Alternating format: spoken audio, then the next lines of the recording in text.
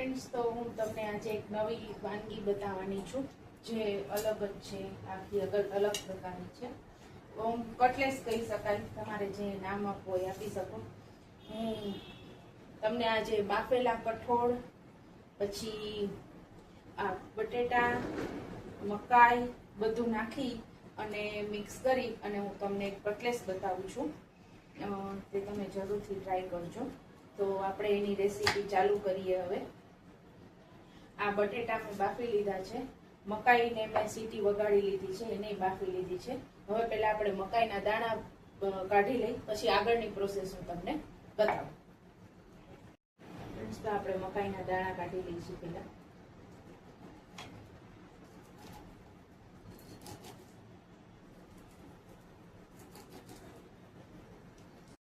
Friends, તો હવે હું એમાં છે ને આ મેં મઠ અને ચોળી ઈ પલાળીને બાફીને લીધા છે.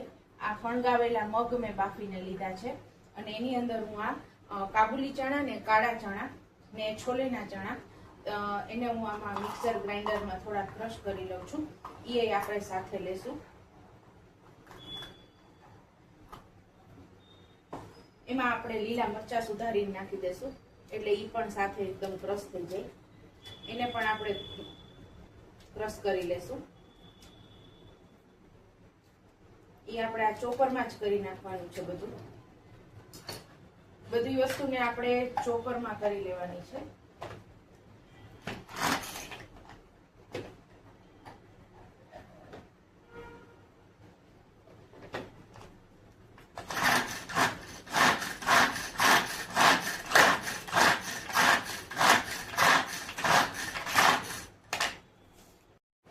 ફ્રેન્ડ્સ, મેં એ બધું ચોપરમાં એકદમ ક્રશ કરી લીધું છે.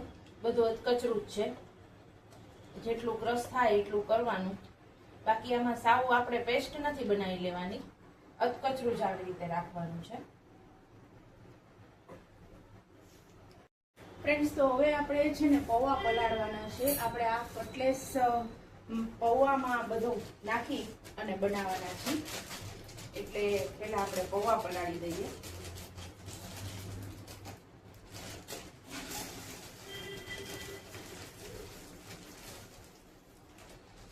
મેં 250 ગ્રામ જેટલા પૌવા લીધા છે. એને આપણે પહેલા પલાળી દેશું.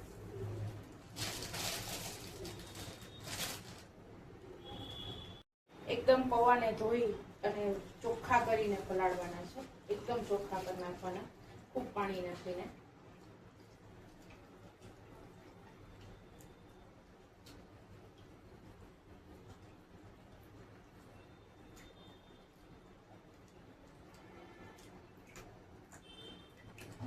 પૌવાને એકદમ ધોઈ નાખશું.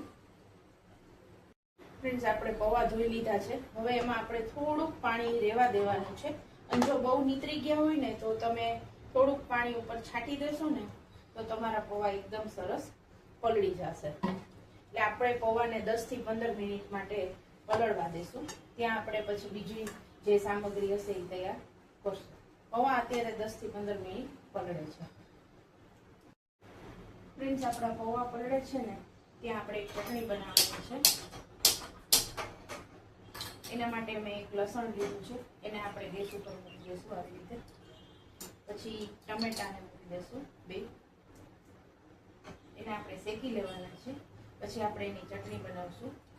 અને એક લીલું મરચું મૂક્યું છે. અને આપણે શેકીને ચટણી બનાવવાની છે. શેકાઈ જાય ને એટલે ઠરે પછી ચટણી બનાવશું.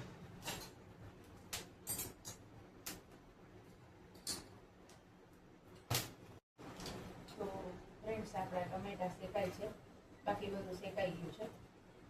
મરચા ને લસણ શેકાઈ ગયા છે, ટમેટા શેકાવાના બાકી છે. એ હવે શેકાઈ ગયા છે. જુઓ, છાલ ઉતરવા માંડી છે. ઠરે પછી આપણે એની તમને છેલ્લે ચટણી બતાવીશ. ફ્રેન્ડ્સ, તો હવે આપણે આ કટલેસ બનાવવાનું ચાલુ કરી દઈએ. પહેલા આપણે એક બાઉલ લીધું છે મોટું. એમાં પહેલા છે ને આપણે બધા કઠોળ નાખી દઈશું. આ મેં મિક્સર તૈયાર કર્યું તો એ નાખી દઈશ.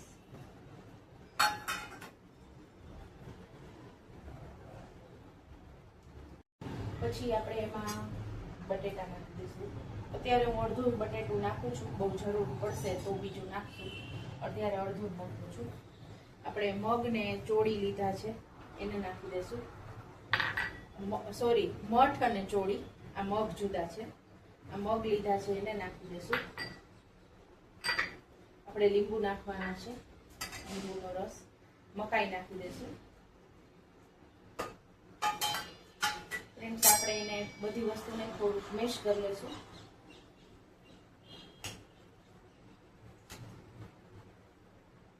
મેશરથી જ મેશ કરી લેવાનું છે.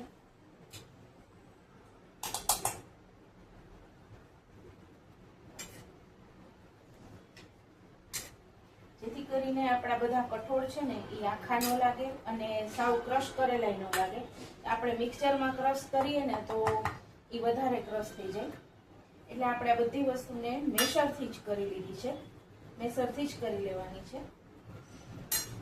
આવી રીતે બધી વસ્તુ મિક્સ કરી લેવાની છે. થોડુંક તકલીફ પડશે પણ ટેસ્ટ સારો આવશે.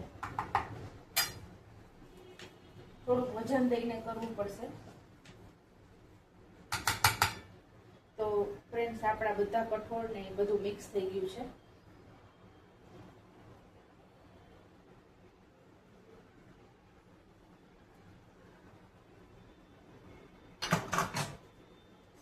હવે આપણે એમાં પૌવા નાખી દઈશું. ફ્રેન્ડ્સ, તો હવે આપણે એમાં પૌવા નાખી દઈએ.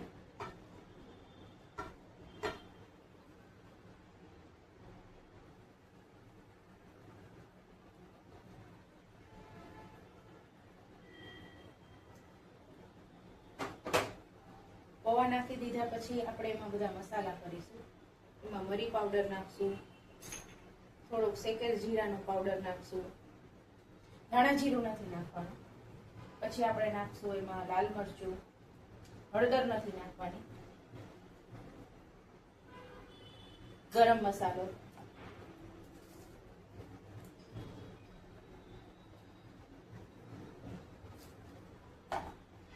ધાણા,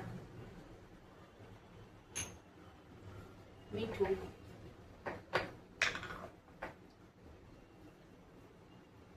મીઠું પ્રમાણસર નાખવાનું છે. મેં કઠોળમાં બાફવામાં થોડુંક મીઠું નાખ્યું છે એટલે થોડોક ચાટ મસાલો નાખશું.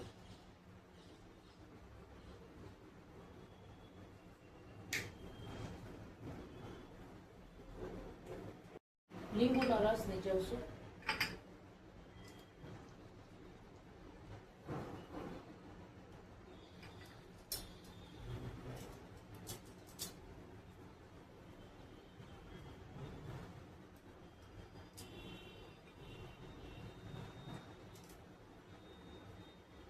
તમે આમચૂર પણ નાખી શકો છો. મારી પાસે અત્યારે લીંબુ અવેલેબલ હતા એટલે મેં લીંબુ નાખ્યા છે.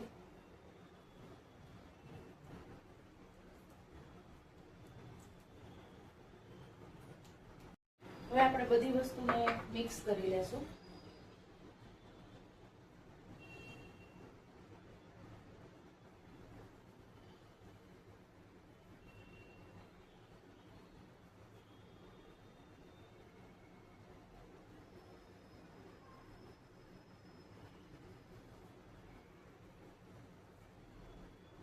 ફ્રેન્ડ્સ, આપણે એને આ કટલેસ છે ને એને આપણે ડીપ ફ્રાય નથી કરવાની. આપણે આને સેલો ફ્રાય કરશું, જેથી ખાવામાં પણ હેલ્ધી રહેશે, તેલનો ઓછો ઉપયોગ થશે અને આપણને ટેસ્ટમાં તો સારી રહે છે. બહુ તેલ ન આવે એટલે મજા જ આવે.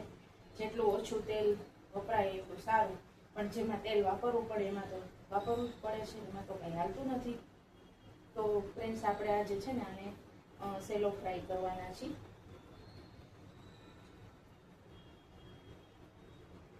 જો તમને મિક્સરનું બાઇન્ડિંગ દેખાડું છું હમણાં કેવું થયું છે. ટેસ્ટ કરી લેવાનો, મીઠું કે કાંઈ ઓછું નથી લાગતું ને એ ખાસ જોઈ લેવાનું.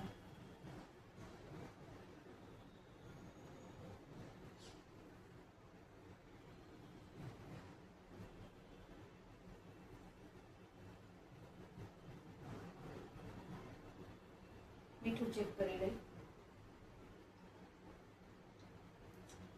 પરફેક્ટ છે. હવે આપણે આને થોડીક વાર મસાલાને જમવા દેશું અને એકદમ તીખો સરસ મસાલો તૈયાર થઈ ગયો છે આપણો. 5 થી 10 મિનિટ માટે રહેવા દેશું. મસાલા અંદર જામી જાય પછી આપણે એને સેલો ફ્રાય કરશું. ફ્રેન્ડ્સ, તો હવે આપણું આ જે શેકાઈ ગયું હતું એને બધાની આપણે છાલ કાઢી નાખશું. એની છાલ આરામથી નીકળી જશે.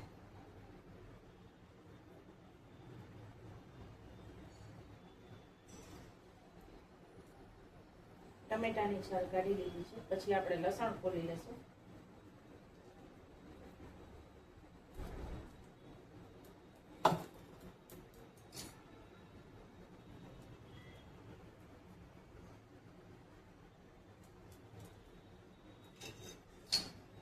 લસણ ફોલી લઈએ. ફ્રેન્ડ્સ, તો આપણે છે ને હવે ચટણી બનાવી લઈએ. પહેલા આ બધું ફોલી રાખી દીધું છે મેં. હવે આપણે ટમેટાને સુધારી લઈએ.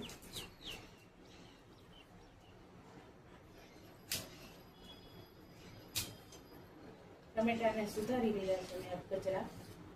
અને પછી આપણે છે ને એને મિક્સચરમાં કરી લેશું. આને ખાંડીને પણ બનાવી શકાય છે, પણ મેં આજે મિક્સચરમાં બનાવી નાખી છે.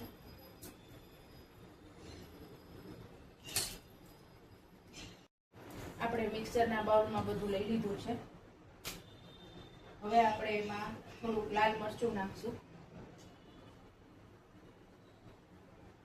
થોડુંક મીઠું નાખશું,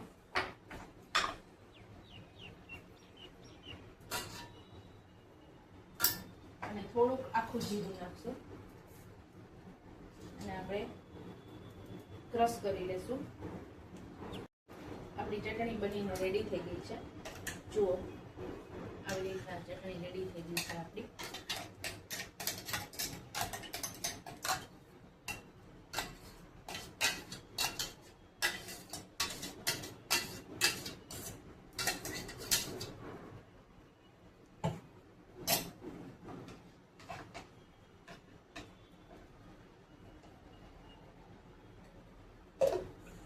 ઉપરથી થોડાક લીલા ધાણા નાખી દઈશું. એક જ મિનિટ, મને વાટકી થોડીક નાની પડે છે, ચેન્જ કરી નાખું છું. ચટણી જાજી છે તો આપણી આ ચટણી રેડી છે. એની આપણે ઉપર થોડાક ધાણા નાખી દઈશું અને મિક્સ કરી લેશું.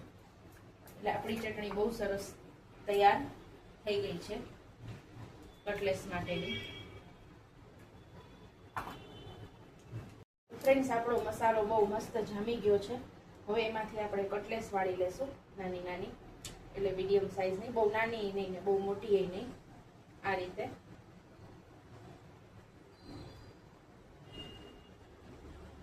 આ રીતે આપણે બધી કટલેસને વાળી લેશું. થોડી હજી આમ શેકવાનો મેં ગેસ ચાલુ નથી કર્યો. ગેસ ચાલુ કરી દઉં. ગેસ ચાલુ કરી દઉં છું. આપણે કટલેસને વાળી લેશું આવી રીતે. તમને બતાવું, આવી રીતે મેં કટલેસ વાળી લીધી છે.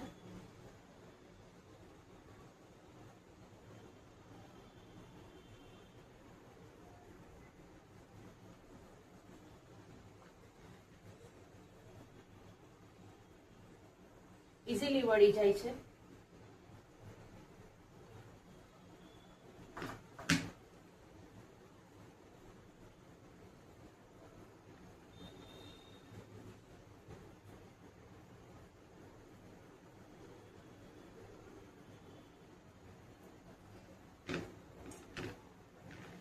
ફ્રેન્ડ્સ, તો આપણું પેન ગરમ થઈ ગયું છે. એમાં આપણે તેલ નાખી દઈશું. સેલો ફ્રાય કરવાની છે આપણે, એટલે બહુ ઝાઝું તેલ નહીં જોઈએ.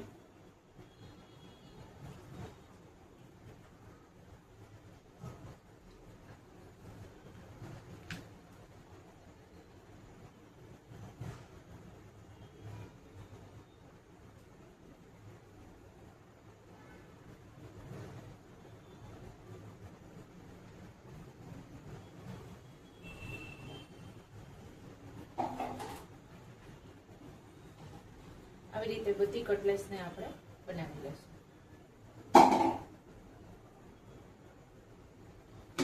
આપણું તેલ ગરમ થઈ ગયું છે એકદમ.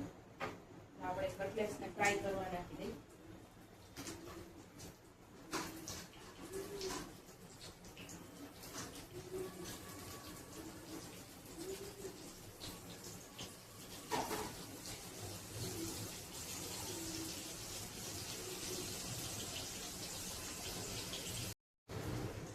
તો મેં છે ને એમાં પછી હું તમને કહેતા ભૂલી ગઈ કે થોડો કોર્નફ્લોર એડ કર્યો છે. હા, કોર્નફ્લોર થોડોક એડ કરજો, નહીંતર છે ને કટલેસ તમારી છૂટવા મળશે. પૌવા ને છે પણ છતાંય કટલેસ છૂટવા માંડે છે, એટલે એમાં થોડોક કોર્નફ્લોર એડ કરજો. એનાથી તમારી કટલેસ સરસ બનશે. જુઓ, પછી મેં આ તમને 2-3 નંગ બને ફટાફટ થઈ જાય ને એટલા માટે મેં બનાવીને રાખી છે. બીજી આપણી કટલેસ બને છે. આમાં જો દેખાય છે, આ રીતે આપણી કટલેસ બધી તૈયાર થશે. આ રીતે કટલેસ બને છે, જે બહુ જ ટેસ્ટમાં સરસ લાગે છે. આપણી કટલેસ શેકાઈ ગઈ છે, એક બાજુથી થઈ ગઈ છે, બીજી બાજુ મેં ફેરવી નાખી છે. ફ્રેન્ડ્સ, તો આપણી કટલેસ જુઓ કેટલી મસ્ત તૈયાર થઈ છે. અને હવે હું બીજી કટલેસ નાખી દઉં છું અંદર ફ્રાય થવા માટે, જે મેં વાળી રાખી છે.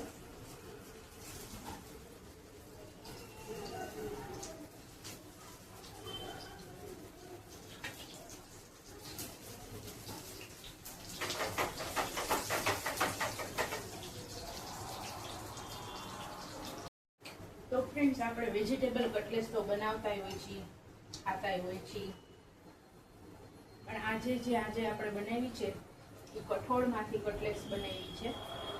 અને જે સેલો ફ્રાય કરેલી છે, ડીપ ફ્રાય કરેલી નથી. તમે જોઈ શકો છો કે આપણી કટલેસ કેટલી સરસ બની છે. આપણી કટલેસ રેડી છે.